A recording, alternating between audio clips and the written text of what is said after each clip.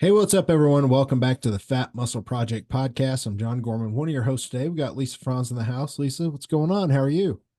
Hi, John. I'm good. I'm excited to talk to you and, of course, for our topic today as well.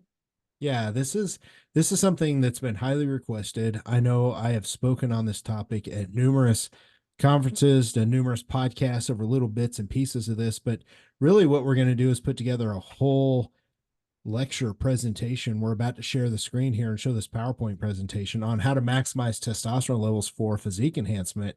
We're going to talk about everything under the sun. So if you're somebody that's 20, if you're someone that's 60, this is really going to have male, female, it doesn't really matter. This is going to have something in here for everyone. So let me get this screen shared here. And then when it looks appropriate, you give me the thumbs up and we will get started. How's that look? Looks perfect.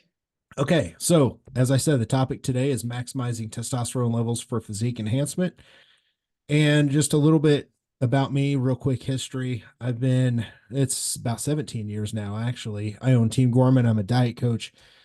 Old man Gorman is what my clients call me because I'm about to turn 47 and I've been doing this for a long time. So I'm not going to spend a lot of time on this, but I do want to point out you'll see a picture here with some of my competitors from one of the shows that we did. This is not just something that implies that it's only for bodybuilders. This is for anything that has to do with physique enhancement, whether you're trying to just diet and look your best or you want to get on stage, you want to be your leanest, most muscular physique. Testosterone plays such a massive role in this journey that we're all on. So it's something to where I've done this at scale. I've had clients that have gotten well into the 400s, as far as wins and overalls. And a lot of that's tied to how they look and based on their testosterone levels as they diet down. And a lot of people see these pictures, right, of these jacked clients that I've got here in this presentation, and they see the good, but what they don't see is the bad. And they don't see what dieting causes to happen to testosterone levels. So it's something I'm very excited to talk about today. And one of the things I want to start this off with on this slides, why do so many athletes and coaches avoid looking at labs and testosterone levels? It's pretty much at least half of the equation for physique enhancement. And it's something I didn't start looking at, Lisa, probably until like really closely until like 2016, which is about 8 years ago. Because we're all younger, we all had decent testosterone levels, they all kind of snap back.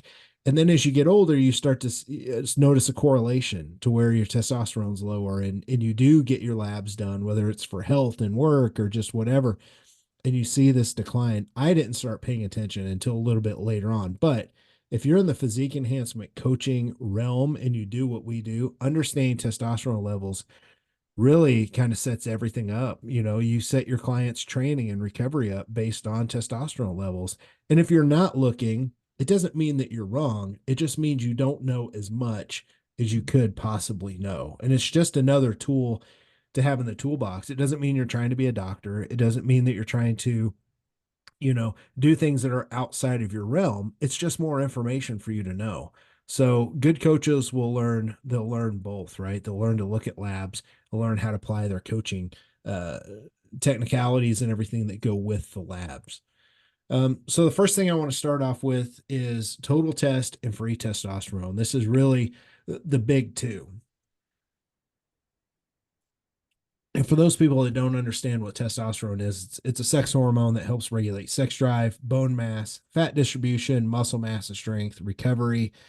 Honestly, your drive and motivation. Like for people, if you're a coach out there listening, or you're somebody that's in management or somebody that owns your own company, your drive and your motivation and your determination are primarily tied in large amounts to your testosterone levels. People that have very low testosterone, they're not as motivated to go out and work. They're not as motivated just about life in general. So it's one of those things to where it ties to so much and everything that we do, not just physique enhancement.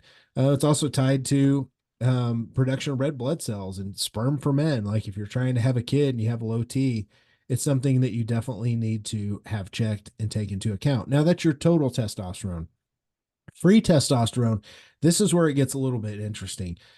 You'll see on labs, you'll see a total, and we're going to go over numbers, by the way. So if you're watching, we're going to literally have all the ranges, the breakdown, the whole nine yards for you. So free testosterone is the next part of this, and that's how much Free testosterone you have floating around your bloodstream to use for things like recovering from workouts and putting on muscle and growing, uh, holding on to muscle when you diet, and so much more. For physique enhancement, free testosterone is really the most important marker over total testosterone, because I've seen people like guys, for example, the range is say 290 to 1100. I've seen guys with an 800 total testosterone, and you think, man, that's outstanding. That's great. And then their free testosterone is clinically low, and they end up on TRT because their body can't recover. And we're going to go into some of the reasons that that happens. But uh, the point is here, both measurements are crucial to know for physique enhancement. And Lisa, as I'm going, as you can think of any question that the listeners might have or anything like that, or you want to chime in on any of this, just let me know, because I tend to go through this kind of fast Yeah, since yeah. we're Oh, in that's lecture fine. mode. But total test and free test, you want to make sure that both of those markers are done. So um, I see a lot of people get their labs done and the doc just orders total testosterone. That's not the whole clear picture. Free testosterone is, to me, it's the most important marker. So let's talk about who needs to get labs. And this is pretty interesting. Prior to 2016, like I said, I wasn't looking at any of this. So for physique enhancement, I think everyone should. Does a 21-year-old need to get their labs tested? No, not necessarily. The only time I like to see younger people get tested is if they're starting to feel symptoms.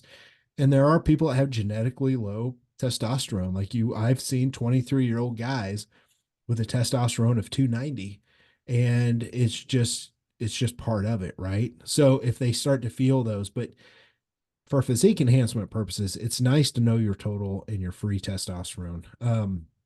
People that have a long dieting history, it's also something that you want to get checked, because dieting causes such a hard hit to testosterone and free testosterone.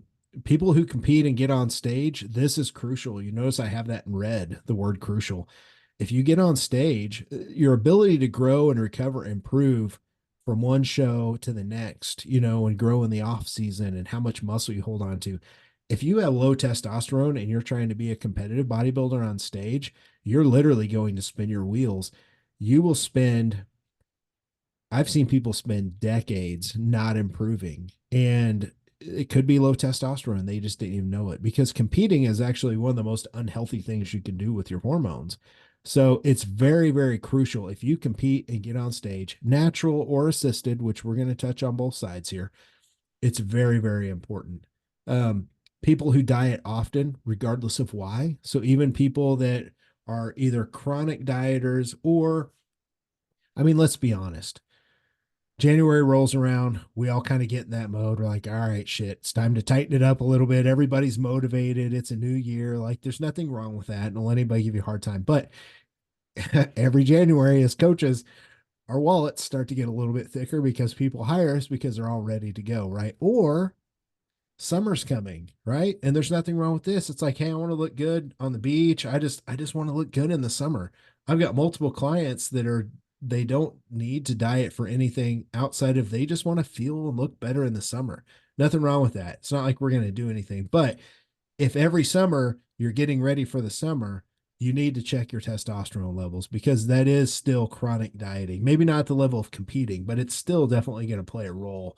Um, the next set of people that need to look at labs for sure, people who are trying to change their physique, but after year, they're just not making progress. I've had numerous clients to where I'm doing everything on my end right. I've got their training is dialed in. I've got them eating plenty of protein and a lot of food, and we're doing overreaching and deloads, and they're taking creatine, and they're taking, hormone optimizer, and all these different things naturally to get their levels up to where they can't, but their body's not changing. That's all the time. You need to take a look at labs, because if you're not making progress, it could be your total and free test. People that use performance enhancing drugs, it's massively crucial, massively. And we're not going to go deep into this. It's not really my thing, even though I've got a pretty good history of working with people who are assisted. It's not really my thing. I don't tend to educate on it outside of hormone replacement therapy and testosterone replacement therapy. But if you're using any kind of exogenous testosterone or aids, it's crucial that you get your labs done. And all of us old people 40 and over, it's crucial. Females, it's definitely crucial as you start to get into your later 40s, early 50s, and we've got the different stages of menopause coming. It's definitely crucial to get those done. So, is there anyone else? Is there any other reasons why people should get their labs done? If you're watching on YouTube and you check this presentation out and you want to add anything to the comments, add it below. Like, we can always learn from everybody. Like, you might spur up a conversation that's very important. Maybe you've seen a couple others to say, hey, listen, I've been having my clients get their testosterone checked for XYZ. Throw that in the comments below. We'd love to see what your take is on this. Here's the bottom line. Without looking at your testosterone levels, you really have no true potential, no clue of what your true potential is for muscle gain in a growth phase or muscle retention when dieting down. And it's one of those things. It's kind of like you see the graphic here of somebody with like the light bulb, the aha moment. When you start looking at testosterone, whether you're a coach looking at it for your clients, it starts to point the direction that you can go, or it points in the direction not to go, more importantly, right? So it's very, very crucial when it comes to planning things out to be able to know these numbers and these levels. So let's talk about when you should check labs. And I'm talking a mile a minute here, so I'm gonna have to pause to keep drinking some liquids here. When should you check your labs? Definitely in the middle of your off season or growth phase, but I also like to have it checked at the end of a growth phase before a diet begins.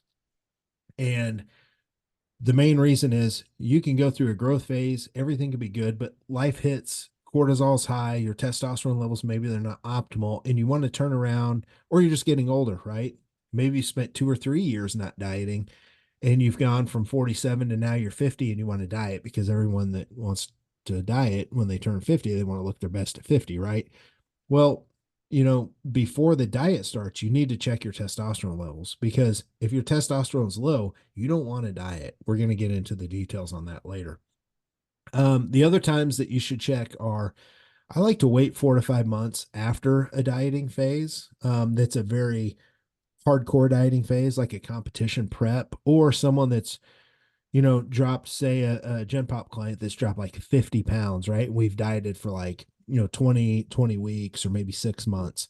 I like to wait 4 to 5 months to check and let your hormones come back to normal, because at the end of dieting, especially a hard dieting phase, hormones are going to suffer a little bit. There's going to be some hormone dysfunction and lower test levels. So if you get labs done right after that, sometimes they're low, people freak out. So we need to do things to restore them, which we'll talk about. But wait 4 to 5 months, and then you should be back into a healthy phase. So you can test in the beginning just to see right after a diet phase, and you want to see how low they did get. Just don't let that freak you out, because you need to do the things to get it done. Always test. Notice this very last bullet point. This is something in the beginning I didn't know. Always get your testosterone checked first thing in the morning. It doesn't really matter if you're fasted or not, so to speak. That's more of things like cholesterol and blood sugar and insulin and stuff like that. But when you're getting total and free tests checked, do it first thing in the morning. And here's why. The longer the day goes on, the more your testosterone levels drop. So I'll give someone a real quick example here. I had a guy that back in, I think it was 2017, he got his test levels checked and it was like 3:30 in the afternoon. I think he woke up at 6 o'clock in the morning, and I didn't know to tell him to go early. He went and did it at 3:30 in the afternoon, and his test levels came back and they were like 310 or something like that. And I was like, oh wow, like this is not good. So he went and checked him 12 weeks later, and he did it first thing in the morning, and his testosterone was like 750. Now, this is, I had him taken over the counter. Is before I created hormone optimizer for fat muscle. I had him taking stuff over the counter, D-aspartic acid, and things of that nature to get everything up. But that stuff didn't boost him all the way to a 750. A lot of it was, you get your labs checked in the morning. That's when your testosterone's highest. That's when you always want to use that as your benchmark. So, common mistake, a lot of people don't know. So I wanted to make sure I added that in here. Always test first thing in the morning. All right. So let's go over some ranges here. We'll go over total test and free test levels. So for men, Now, here's the thing, depending on where you're at, I just had a nice one-on-one extended learning coaching call. I do these with people, with a lady up in Canada, right? And their ranges are different in Canada. Some people that are in the UK, these will be different. It really just kind of depends on where you're at. So these ranges, and from test to test, they can change. Like whenever I go to the VA, since I'm prior service, my ranges only go up to 800, right? But these typical ranges, I try to go with the most common that you people testing will be able to see. So total test for men, the ranges are typically somewhere around 280 to 1100 nanograms per deciliter. Men, this is what I've seen for physique enhancement. You want at least 500 or higher for your total testosterone. Anything lower than that, you're really just fighting to hold on to muscle, and especially dieting down, it's going to be a struggle. So guys that are at, 450 gaining muscle, you're going to need a lot of time not dieting. And then it's going to be tough. So, and that's just your total testosterone. For women, I see a couple different ranges come back pretty common, either lab core or life extension, depending. Usually it's 8 to 60 nanograms per deciliter, or somewhere 8 to 48. I like to see 20 or higher for females. Below that, it's just super tough. I've had a lot of competitors that I've worked with that are trying to put on muscle, and they're at like a 16, for example, on an 8 to 48 range. That's just the lower end. You're not really going to get a lot done. So ideally, I'd like to see a 25 or higher, but for most people as they get older, we'll take a 20 or higher, but anywhere middle of the range and higher is great. Now, the free testosterone that I alluded to earlier. This is the interesting range here, and this is the most important.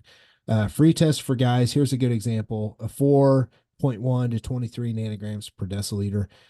You always want middle of the road. The closer you can at least get to the middle. Now, this is for someone that's not on testosterone replacement therapy. This is just natural.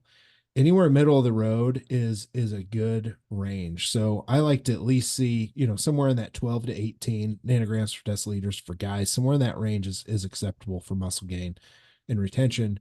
For women, sometimes it's 0 to 4.2, or you'll see zero point 0.2 to 2.6. I like to see anywhere middle of the road. Honestly, anywhere like a 2 or higher, a 2.0 is middle of the road typically for most. I would say that the range I see the most often is 0 to 4. So anywhere somewhere in the middle. But I have a lot of females that come back at 0.8 or 1, and their free test is lower, and that just means you have less available to go towards muscle gain, recovery, and all of these things. So just to give people an idea of the ranges here, but where I like to see ranges for physique enhancement. And I've got a whole backlog of people to where now I've looked at, I can't even tell you how many labs, and applied training to people in growth phases and improvement phases. And I've been able to see how people with lower end testosterone, not clinically low, but on the lower end of what we typically don't want. And I've seen the results over the course of years. And then I've seen people that, I've been able to help them get their ranges to middle of the road or even higher. And I've seen their results. And we all know this, but in the trenches as a coach, I see a direct correlation to where you have optimal testosterone and free test, that your improvements are just way, way better, which we know. So I've definitely seen this correlate in the trenches as a coach. So one of the things, now that you know the ranges, now you know the importance, and you know what everything is, let's talk about why total testosterone levels drop. Obviously, we all know age, genetics play a role. Not as often, but definitely age is one that as you get older, your levels are just going to drop, right? You see very few people that have high testosterone as they get into their 50s and 60s. I have seen a few people, but it's very, very rare. Most people are low. People that see the biggest drops, honestly, are people that constantly diet, regardless of the reason. Stress and cortisol, which we're going to do a deep dive on. And, we did a complete deep dive, just a few episodes on cortisol, Lisa. And that, by the way, is one of our most popular episodes that we've done on YouTube, but just that we've gotten the most feedback in general. But, you know, we did a complete deep dive there and talking about how cortisol drops, not just total testosterone or free test, but thyroid hormone, progesterone, the whole 9 yards. So constant stress and cortisol dieting. And here's the other interesting one. I've seen most people that are obese, and I mean pretty heavy, right? People that have been high body fat for a long time, almost all of them end up on HRT. Their testosterone just is lower for a long period of time. Plus, they're dieting to try and get that off. And I've noticed almost 100% of people that have had to lose 80 pounds or more, they've all ended up on testosterone replacement, and their test levels, excuse me, are just lower. But the number one reason I see lower test levels is cortisol is chronically high. And as we explained in that prior episode, I'll probably link that up here at the end. Actually, it'll link to a couple different videos that you guys can see that are related to this. I'll probably link up our last cortisol episode. When cortisol is chronically high and your body has to make so much cortisol, it makes less testosterone, it makes less thyroid hormone, progesterone, and it also knocks your free T down. So, things, we can get into all the different things that cause that. um, Low sleep, alcohol, just super high stress, dieting in a deficit, exercising, over exercising 6 days a week, cardio 6 days a week, like things of that nature. So those are all things from the cortisol standpoint. Um, Here's an interesting next couple of pictures, and I'm going to laugh here. I'm going to try not to bust up laughing. When I present at conferences, I like to have fun. I like to bust my friends' chops. So in the next couple slides. And by the way, I poke fun at myself here. So can you spot low test without labs? So this is a nice picture of my friend Cliff Wilson, who's a natural pro bodybuilder, one of the best coaches on the planet. This is what happens when Cliff sends me pictures of him when he's not in shape, because he knows I'm going to steal them and I'm going to use them in my presentations. And now everyone in the whole world can see him on YouTube. So um, this is Cliff, right? So here's how you notice it. Here's the signs of low testosterone. Typically people, they're a little sad. Cliff looks a little sad here. You can't really see the gains like you would typically see. He's got the spare tire popping up.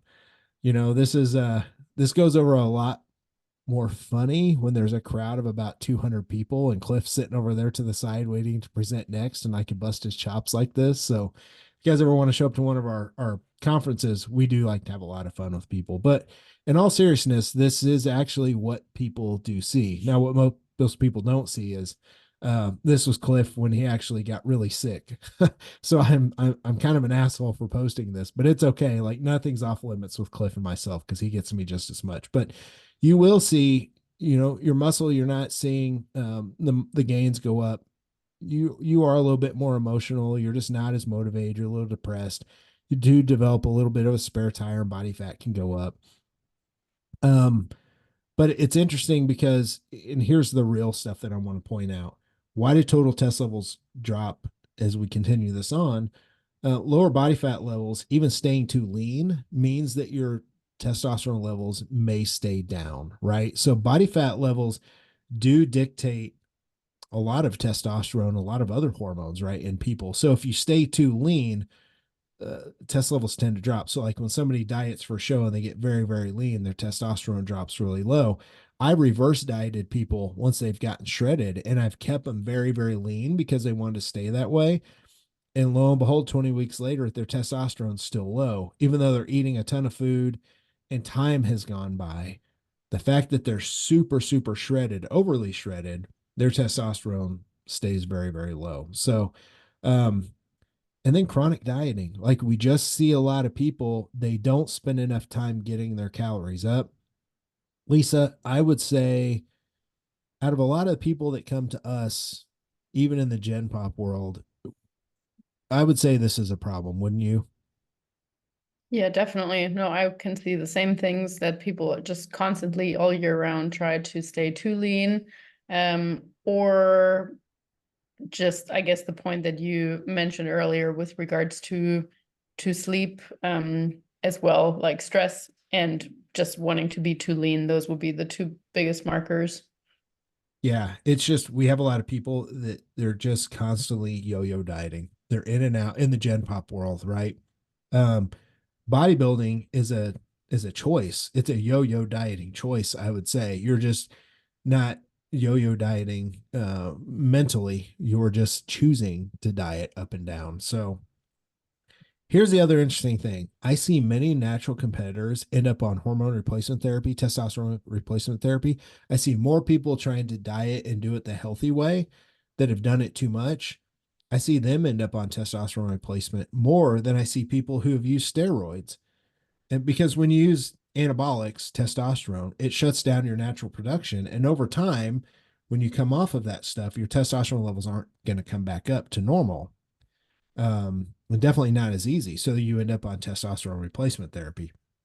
I see more natural people who have dieted for a decade trying to get on stage all the time that have ended up dieting themselves into a low testosterone state and they end up on testosterone replacement therapy. So that's what I've seen over the course of the last 17 years. And a lot of people don't like to hear that, but that's just the reality and the truth. We're all getting older. I'm in my late 40s now. All my clients and competitors are now getting older from the last 10 years. They're not 33 anymore. They're 43, or their later 40s or their early 50s. And it's definitely a real thing. Um, Something else we've already pointed out is your total testosterone drops, your free T typically drops as well from all those things that we just talked about. Here's another interesting thing on labs whenever you get these tested. You might also see that there's a marker called sex hormone binding globulin. And when stress is high, you'll see sex hormone binding globulin up. And what happens is sex hormone binding globulin grabs free T and it lowers it, right? It it's it's a binding marker, right? So it binds up to free T and it lowers your total free T. And that's caused when stress is really, really high. So if you do have your labs and you get sex hormone binding globulin, I would definitely make sure that you look at that. It's just another indicator that stress is up. You always want, sex hormone binding globulin, that marker to be somewhere, in the middle of the range. Here's an example, 14 to 95. I've seen ranges for women that have been, in the ranges of, I think it was like 20 to 180. I don't have that listed on here. So I've seen people, at a 190 on a range of like 20 to 180. So their sex hormone binding is super high. And guess what? Their free T was very, very low, but their total was okay. So that's the reason why you want to look at these free T numbers, and sex hormone binding globule is just another range and marker that you can look at to see where you're at. And if it's high, what do? You do things to reduce cortisol, which is, like I said, that whole episode that we just released here. So the other thing about free testosterone, really the golden marker, so to speak, I can't remember who said it. I think it was Jason Theobald, and he had quoted someone else. They noticed over the course of decades that they noticed the most freaky looking bodybuilders, or the people with the best genetics, right? When you look at their labs, besides genetics, what separates them on blood work from the rest of us mortals? And typically, when you see people with the highest free testosterone, they've always got the most muscular physiques. So it's something to where it's nice when you do look at it. It kind of gives you an idea of what your potential is. But you do see like some of the, especially like IFBB pros and people that you just see and they're just impressive. Some people look like they work out and they don't even work out. Like we've seen those type of people, right? They just look jacked and muscular. Most of the time their free T is higher than the normal average human, right? So genetics do play a little bit of role. Um, Here's the thing.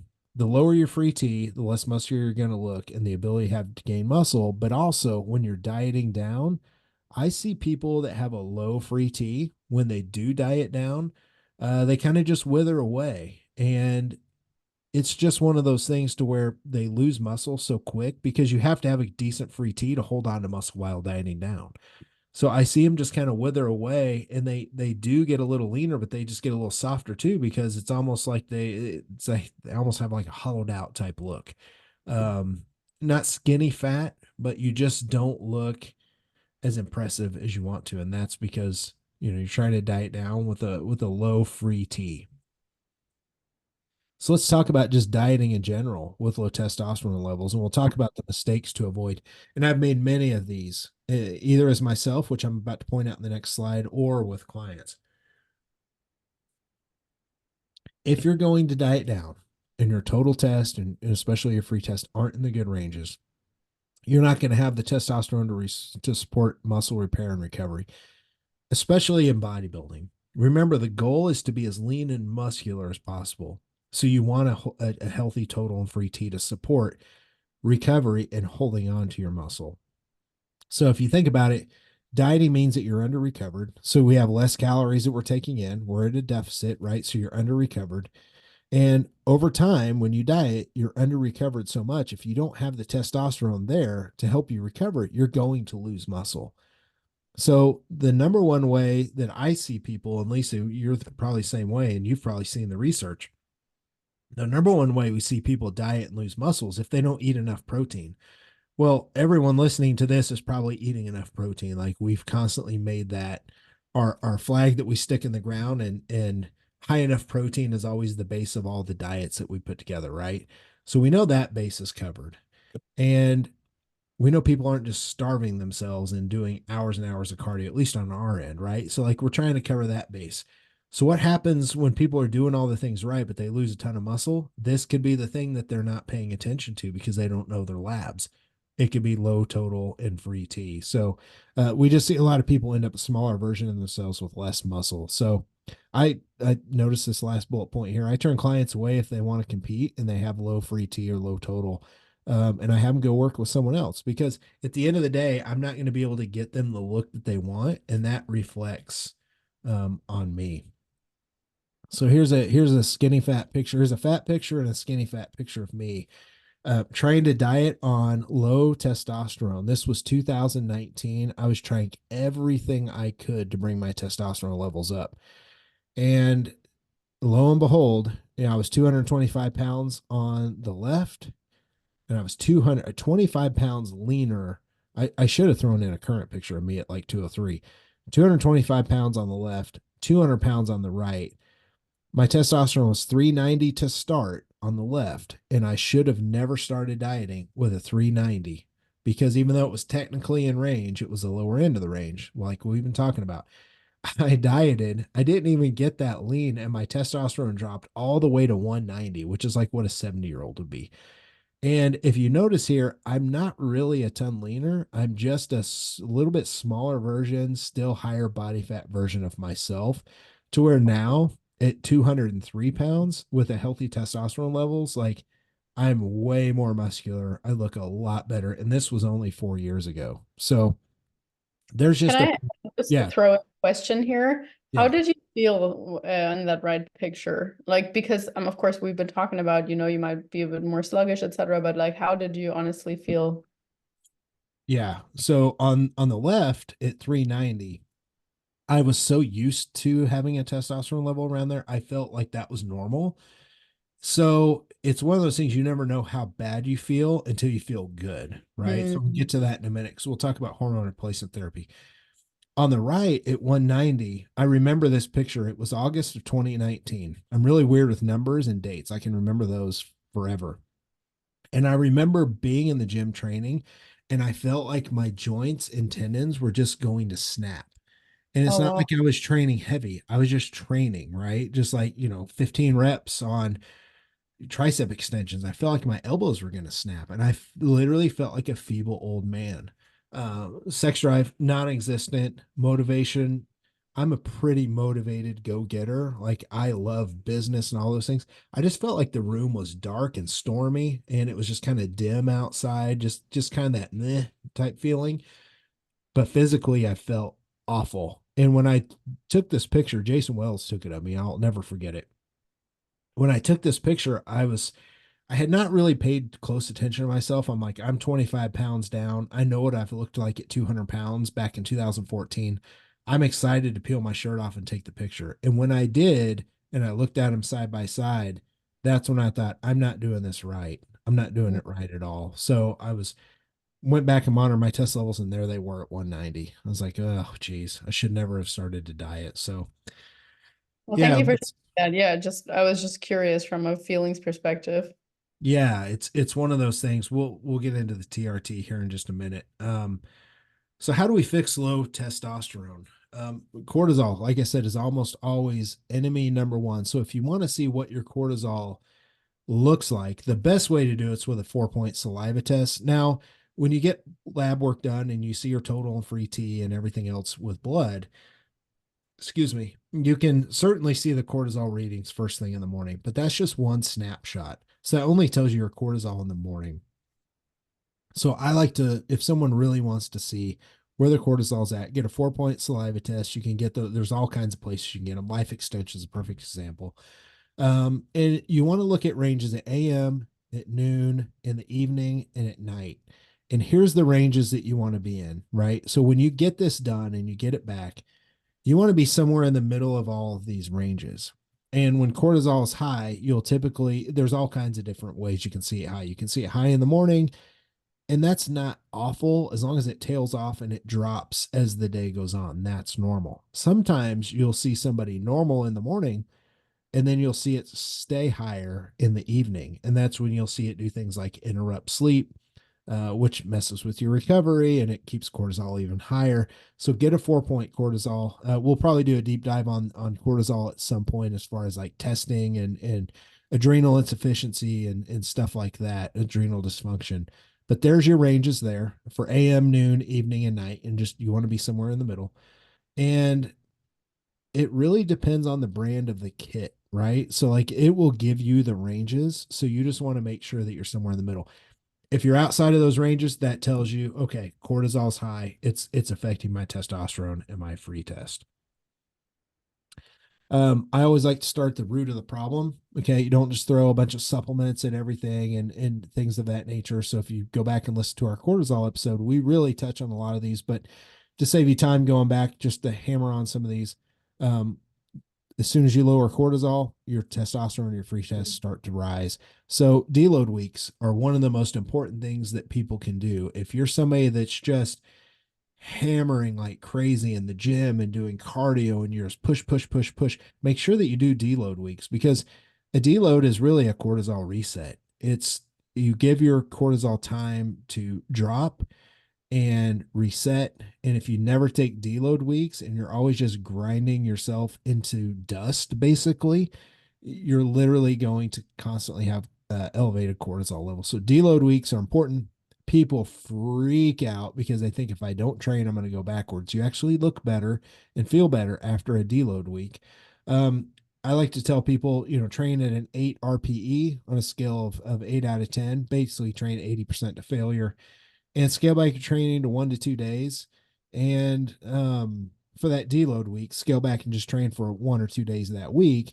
But then what you want to do if your cortisol's or your testosterone is really low, like mine was, you want to scale your training back 1 to 2 days and do that for 2 to 3 months. So in other words, if you're training 6 days a week, maybe you want to drop your training down to 3 days a week and you just do a push pull legs training split because here's what I explain to my clients all the time. They're like, I'm going to lose my muscle. I'm going to go backwards. And I'm like, listen, Joe, you're not fucking putting any muscle on because your testosterone is low. So you've got to like quit thinking less training means you're going to lose your muscle. What you're doing is lowering your testosterone and you're not gaining muscle. And I say it empathetically. And I'm like, trust me, I did this to myself. Let me explain to you. So you're not going to lose your muscle. You're actually going to improve your testosterone level. So then you can go back to training 4 days, 5 days a week, right? So taking a step back to lower cortisol is always the right move there. Anything you want to add to that, Lisa, or any questions you think the listeners might come up with? No, I guess I just really want to emphasize that all of this is just as important for women as well, because oftentimes as women, we just think like, oh, testosterone is not that important for us overall, but all this applies to us just as much, especially in our space in the physique enhancement space. So yeah, ladies, don't stop listening if I you're still with us. Yeah, I honestly I think it's more important for women because guys seem to have more of a resilient testosterone level. We can handle stress and cortisol a little bit better, where women's hormones are a little bit more fragile because you have to go through all these different changes every month with cycles and You're also not meant to be as lean, and guys can get leaner, right? So it impacts you. Unfortunately, it impacts women a little bit more. So definitely, that's a good point. This is super important for women. Um, Sleep. We can talk about this all day long. People don't want to hear about sleep, but guess what? It's probably the number one thing we need to talk about. So if you're someone that's only sleeping 6 hours a night, what happens is your body doesn't recover enough and cortisol stays high. So what happens? Your testosterone drops. And then you're training and you can't recover because your testosterone is lower. So guess what? It drops it even more and cortisol stays even higher. It's this really, really tough loop that you put yourself in, to where your low sleep causes you to under recover, which causes cortisol to go higher, which causes you to sleep less. You see what I'm saying? It's a steamroll. It's where you literally will walk yourself into low hormones, literally because of sleep. Like, sleep is the number one thing I need people to constantly make sure they evaluate. One that I didn't put on here, and maybe it's on the next slide, but just in case it's not: alcohol. Ditch the alcohol. If you have low testosterone, literally stay away from alcohol. I don't care if it's one drink twice a week, just stay away from it, because we all know it's probably not one drink twice a week. It's probably a couple of drinks 2 or 3 times a week. Anyone that I've ever tried to help that drinks beers on the weekends or wine multiple nights a week, I can't ever get their testosterone levels up by fixing everything else, fixing sleep, fixing rest, doing all those things. If they drink alcohol, nothing works ever. Like, I'm just telling people that's just the way it is. So ditch the booze. Um, Supplements, they're aids, not the solution. I know, because I make hormone optimizer, which we're going to talk about here shortly.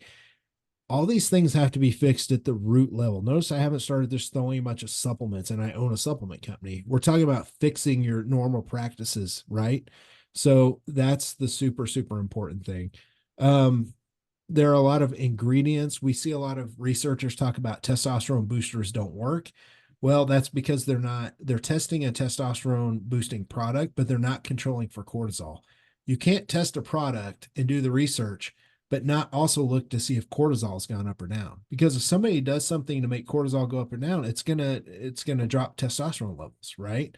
So until someone can actually do the research, and I volunteered hormone optimizer with some of the best experts in the world to do research on it. And if they ever want to do it, I'll supply it and help fund it. But cortisol has to be monitored. That variable has to be controlled.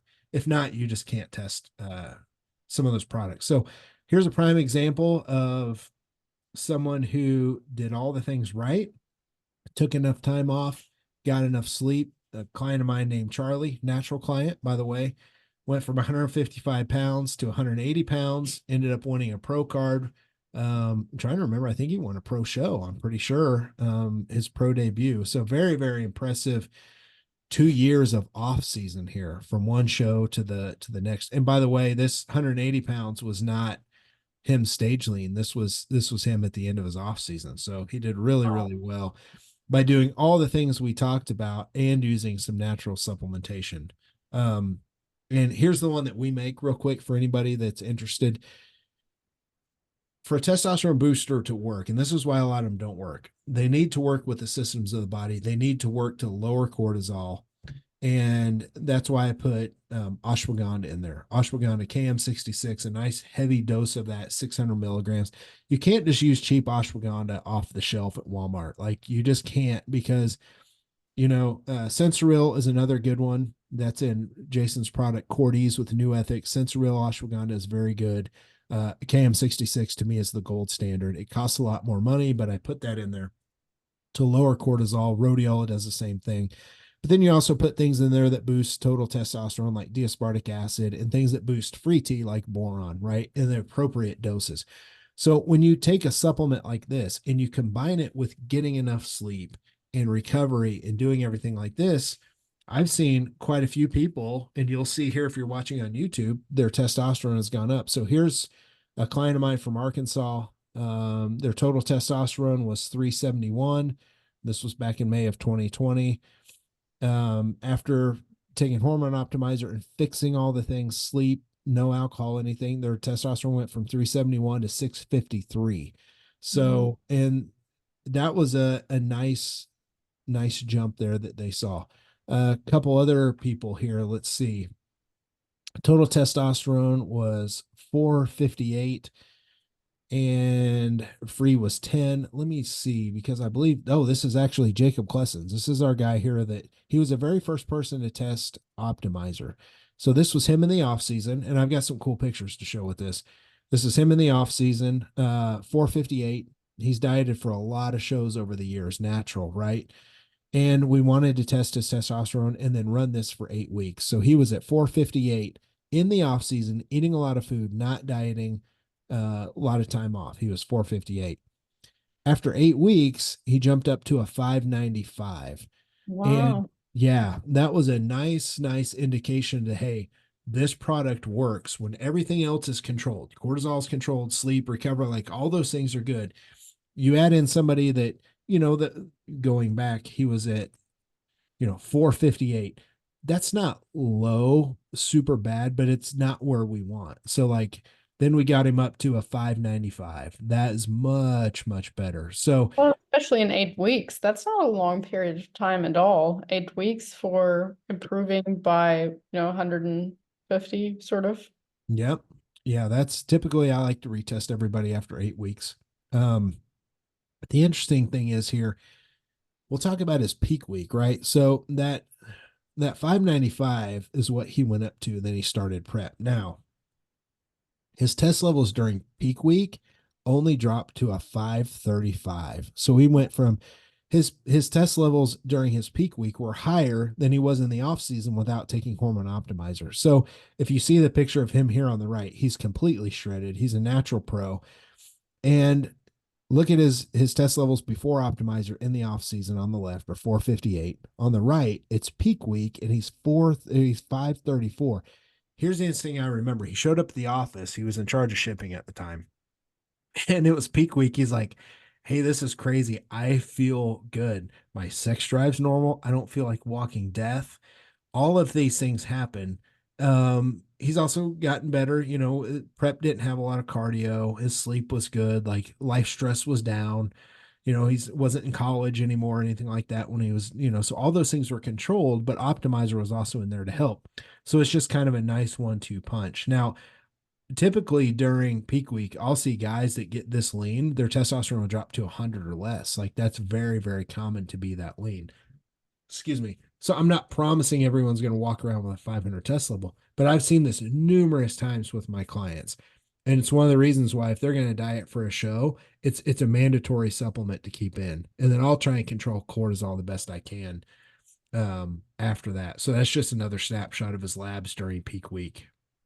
His free testosterone did drop a little bit down from a 10 or so to an 8. So, which is very common, with somebody that's going to diet and get that lean. But yeah, all in all, he felt amazing. So, here's the bottom line to fixing things naturally. I'm just going to read it here. You can take all the supplements in the world, but if your stress is high due to work, relationships, training, your testosterone levels probably just aren't going to improve. Like it's just the way it is. It's not that the supplements don't work or any of the recommendations we talked about. Your cortisol and normal life routine are likely the causes.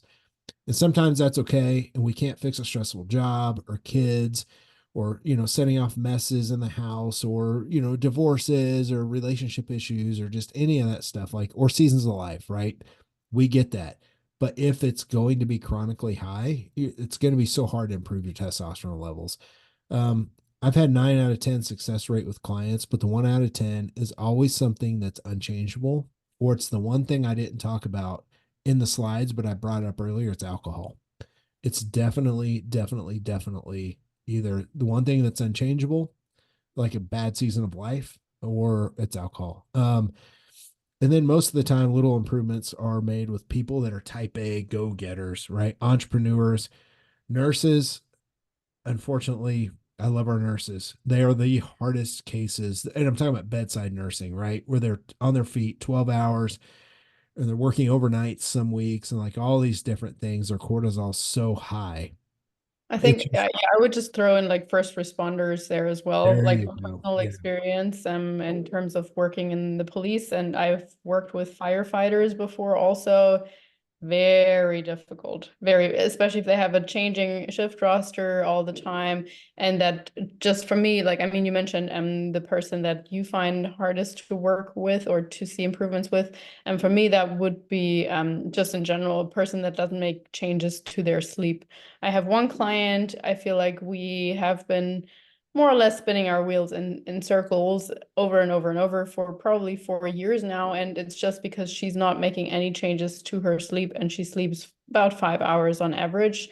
And you know, you can make do with that for a year or so when your child is a toddler or whatever. Or for a short period of time, as you said, like it's just life. But if you're so resistant to change and you're frustrated with the results that you're not seeing, that is why. Like the thing that you don't want to change is going to be the key. And yeah, more often than not, I see it being sleep. Yeah. I agree. It's a lot of time. It's people burning candles at both ends. People that get new pets, that little puppy when they first get, for the first month is need to go outside and pee and whining in the middle of the night, doing all these things. Well, it interrupts their sleep. So I've had people get new animals like 4 weeks out from a show and they're just stressed out, and I'm like, they just didn't know. And they're like, "Hey, I'm not sleeping. My new dogs keep me up." I'm like, "That was the worst time, like worst time to do that." But they, of course, they didn't know, which is okay. Um, Going back to, let's talk about TRT, testosterone replacement therapy, HRT. It's a personal choice. Talk to your doctor. If you go back and listen to older Elite Physique University, I believe it's episode 3 on maximizing your testosterone levels. We talk a lot about testosterone replacement therapy there, but it's a personal choice. I'm going to talk to you about real quick, show you a picture of mine when I had to. I didn't have a choice.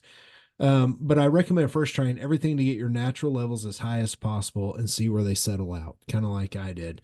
Um, your health is more important than competing. So I know in the natural federations, I know a lot of people that compete natural. They're like, well, if I go on testosterone replacement therapy, I'm not going to be able to step on a natural stage. Listen, that shit is so not important in your life that you compete in a natural organization compared to your testosterone levels. Like if you've done everything right and your testosterone levels are just bottomed out, you in testosterone replacement therapy is going to make you healthy. Worry about being healthy. Don't worry about competing in a natural federation anymore. And I've got best friends, honestly, they're part of Fat Muscle that all run organizations and stuff. We all agree like your health is the most important thing. So a lot of people worry about competing, like worry about your testosterone levels. Um, Another thing too, if you're low test and you're worried about going on testosterone replacement therapy, do you want to go through life with less muscle, more fat, a shitty sex drive, low motivation? It's tied to heart disease, very, very highly tied to heart disease. Whenever you have less muscle, your lifespan is going to be longer. It's just been proven the more muscle that you have, right? And we're not talking about 250-pound bodybuilders juiced to the gills, right? We're talking about healthy individuals. The more muscle you have, the better your insulin sensitivity, and the better you're going to be health wise um, in the long run. So there's all kinds of different options. You can take weekly injections. You can take a daily topical cream. You can even take it orally now. There's pellets. In the order, I like to recommend injections and cream. Pellets tend to burn out. They go in for 12 weeks. They tend to burn out about the 9 week mark, and you're left with low testosterone for 2 to 3 weeks before you get the next procedure done. I'm not a big fan of that. But anyway, we're not going to spend too much time there. Let me just give you an example of a picture here. On the left, that was the old skinny fat John, where I had 190, nanograms per deciliter test levels that I was telling you about. On the right, I immediately put on 6 pounds over the course of, I don't even remember, I think it was like 12 weeks. All this did, I had already had all this muscle built. This is not new muscle, by the way. This is all the muscle that I had built like in 2010 to 2016, 17, when I was just trying to be as lean and muscular as I could be. All this muscle was already built. All this did was put that muscle back on very, very rapidly. So, and my testosterone levels were only a 664 because in this to this day, I take a very low dose testosterone replacement from my doctor. Of 120, milligrams is what I take now. I was taking 150 here, but my testosterone is 660. That's middle normal. Actually, a lot of people want to try and get higher. I just don't like being that high. I actually like feeling just normal ranges. Um, but that gives you a perfect example of what testosterone replacement. It's not so much about what you look like, but this is just a much healthier version. And we all do want to be our most muscular walking around. We put all this time and effort in. We don't want to walk around and feel like I felt there on the left. So um, here's other benefits of TRT. Cortisol will be lower in general just due to testosterone levels being dictated by taking TRT. So you're going to be more resilient when it comes to cortisol, especially when you diet down. You're going to see less muscle loss. It's almost non-existent unless you're going to diet for stage. But even then, you're going to hold on to much, much more muscle. So I've dieted people for stage that were natural, and then they ended up having to go on TRT for health reasons. And then I dieted them to do a show, and they ended up, 5 pounds higher in their stage weight. It's not because they put on a bunch of extra muscle, it's because they retained a lot more muscle dieting down. So when you diet, you're going to retain muscle a hell of a lot better. You're going to stay stronger. You're going to have much better workouts, better overall mood, drive, motivation, better sex drive. In my opinion, it outweighs the risks of taking TRT compared to the risks of low testosterone. So I like to recommend that people look at their labs 2 times a year. Look for things like hematocrit, testosterone levels, estrogen levels, watch your blood pressure. And when you're doing a real low dose, you should be good on all that, but you want to monitor it. And we'll do a deep dive at some point on things like hematocrit and blood pressure and stuff like that. So um, this is medicine administered at doses. I'm not talking about people going out and getting black market stuff, right? This is monitored by your doctor and it's done for health. I'm not trying to promote being super bro over here, right? So this is all done for health. And this is a fun presentation. This is a good topic to where I think a lot of people will get a lot of benefit out of this, Lisa. I hope it's benefited everyone.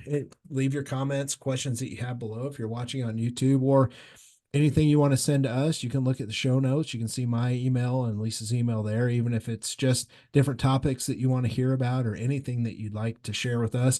Can you think of anything before we wrap up, Lisa? Any other questions that you think the listeners may have had? No, I guess just again jumping in from a female perspective, even or particularly women like going through menopause as well or postmenopause. Often when they think of hormone replacement therapy, they just think of estrogen, where actually quite often we want to start with progesterone and testosterone. So that's just something to throw in there as they tend to build muscle more difficultly or more slowly in that age bracket as well, or going through those hormonal changes. So just something to consider there potentially as well. Yeah, as this video wraps up, you'll notice here popping up on the screen are a couple different videos that I want to link to. One's going to be cortisol. I haven't decided at the time of this recording, but this other one will be tied to this topic as well. So check out either one of these videos, and we look forward to coming back with some more of these master's classes for myself and Lisa. We're out of here. See you guys.